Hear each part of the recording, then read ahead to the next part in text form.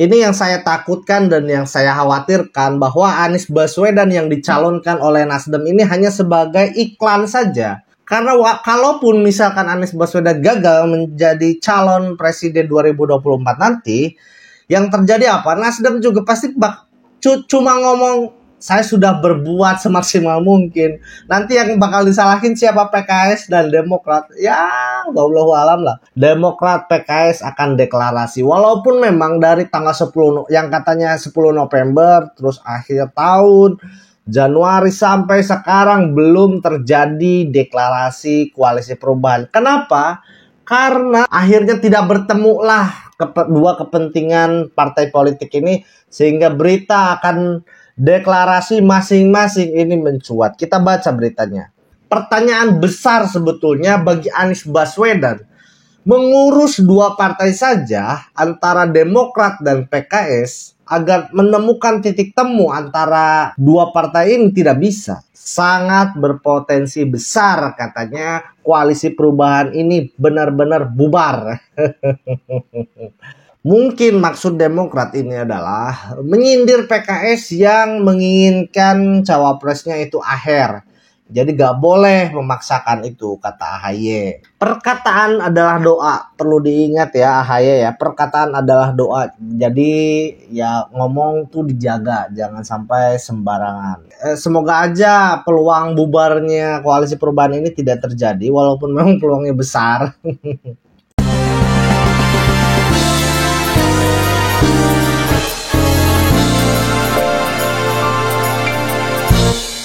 Halo, assalamualaikum warahmatullahi wabarakatuh. Selamat datang di video saya kali ini dan selamat datang di channel Catatan Isu, tempat di mana saya mencatat dan berperspektif terhadap isu.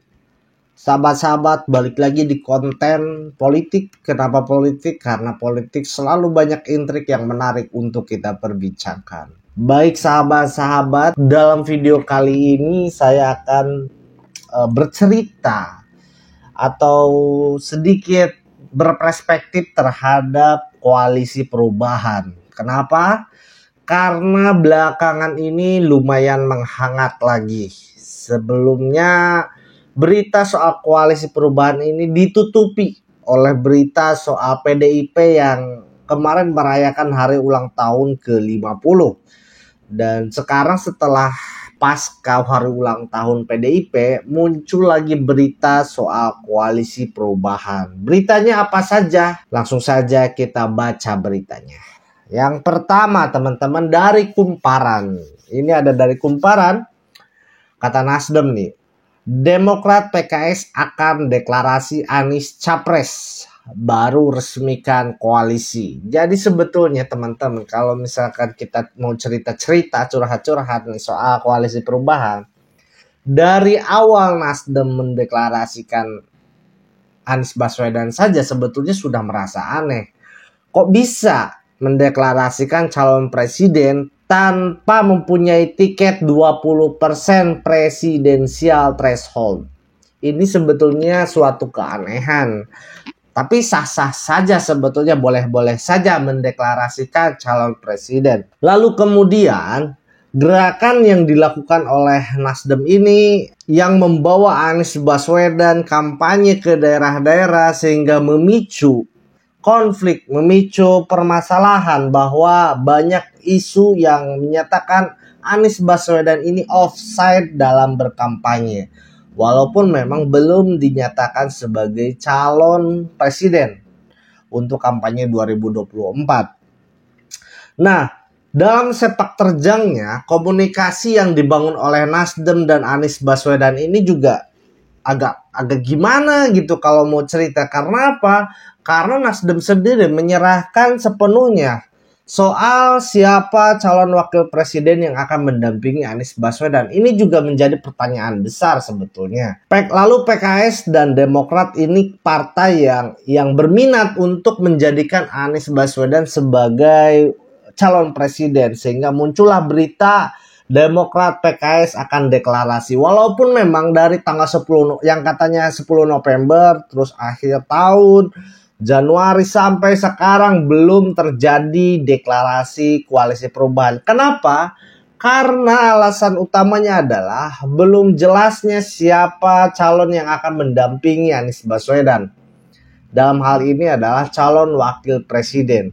Dari sisi Demokrat menginginkan AHY menjadi cawapres.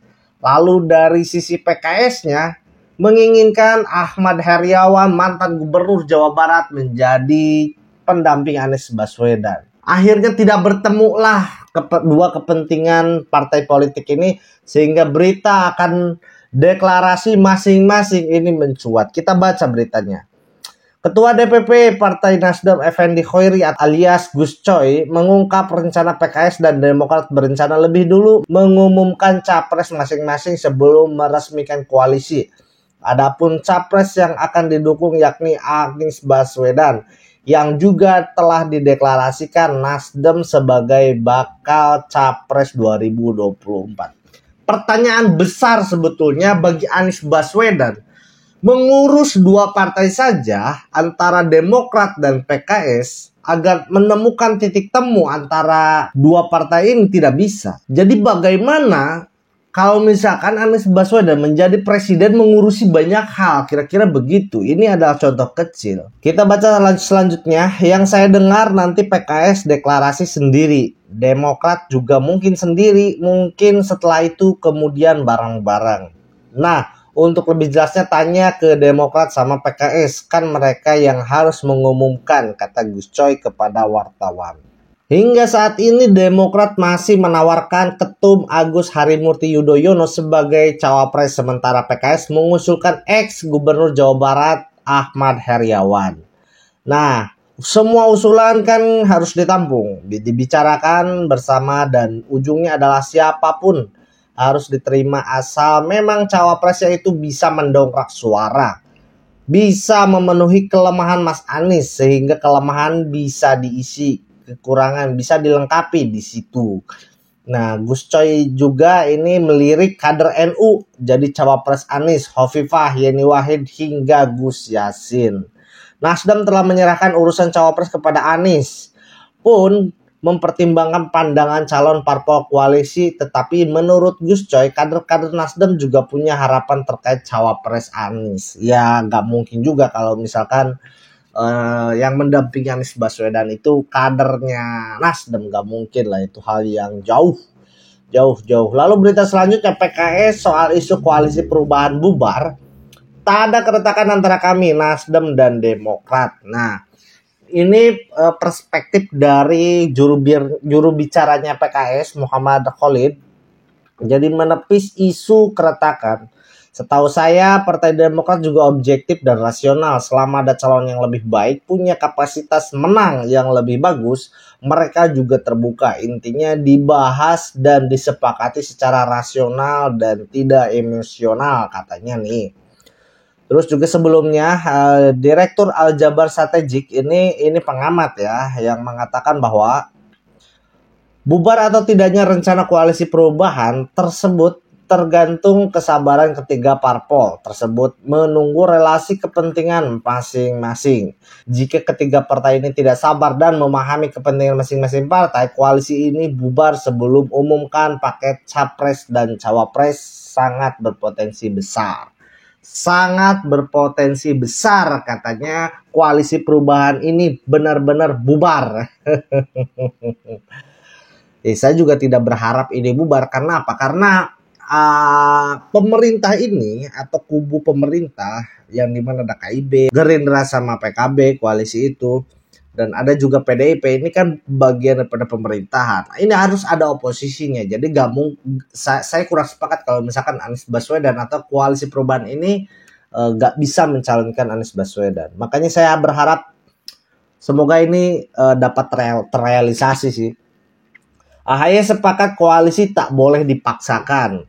Nah, ini suara miring juga dari kader Demokrat. Gak tahu kenapa kok agak pesimis begitu ya ketua dari Demokrat ini. Nah, contoh memaksakan itu begini, pokoknya wajib si A itu maksa, apapun ceritanya saya nggak perlu tahu urusan atau ulasannya, yang penting si A, ini kata Demokrat. Mungkin maksud Demokrat ini adalah menyindir PKS yang menginginkan cawapresnya itu Aher, Jadi gak boleh memaksakan itu, kata AHY. Terus selanjutnya, kami ingin kalau koalisi ini mendapat restu dari Allah Subhanahu wa Ta'ala, itu benar-benar bisa menghadirkan kemenangan. Sebuah poros alternatif, sebuah poros perubahan yang bisa membawa aspirasi dan harapan masyarakat Indonesia, karena kami ingin meyakinkan Indonesia bisa berubah lebih baik tentunya dan melalui koalisi ini, kata AHY. Jadi kalau dari kata-katanya sih bagus ya, tapi nggak tahu nanti kerja-kerjanya bagaimana.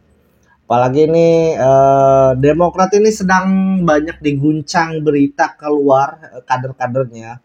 Terbaru ini Wali Kota Cirebon Nasruddin Aziz buka suara gabung PDIP.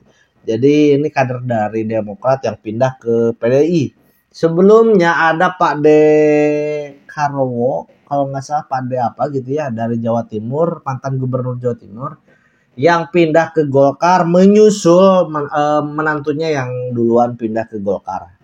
Terus juga ada lagi yang pindah ke mana gitu. Jadi udah banyak kader-kader Demokrat yang pindah partai.